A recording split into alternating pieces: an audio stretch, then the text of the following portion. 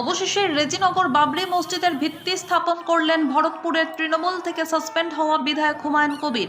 আগেই হুমায়ুন কবির ঘোষণা করেছিলেন বেলডাঙ্গার রেজিনগরে বাবরি মসজিদ নির্মাণ হবে। সেই মতো মুর্শিদাবাদের রেজিনগরের বেলডাঙ্গায় ভরতপুরের বিধায়ক হুমায়ুন কবির পূর্ব ঘোষিত অনুযায়ী বাস্তব রূপে 6 ডিসেম্বর শনিবার মুর্শিদাবাদের রেজিনগরে শিলান্যাস এবং বাবরি মসজিদের ভিত্তি স্থাপন করলেন। শুধু ভিত্তি স্থাপনই নয়, ওই মঞ্চ থেকে আক্রমণ শানালেন তৃণমূলের বিরুদ্ধে বিধায়ক হুমায়ুন কবির।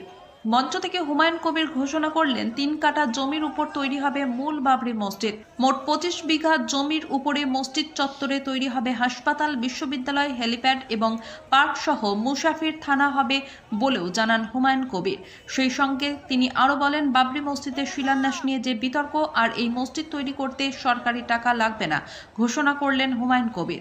হুমায়ুন কবিরের দাবি, বাবরি মসজিদ নির্মাণে টাকার অভাব হবে না। রাজ্যের সব জেলা থেকে বহু মানুষ আর্থিক সাহায্য করবে বলে তিনি জানান।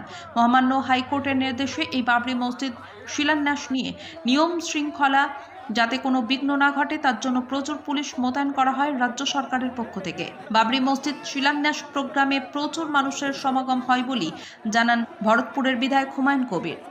Bureau report, MBS news.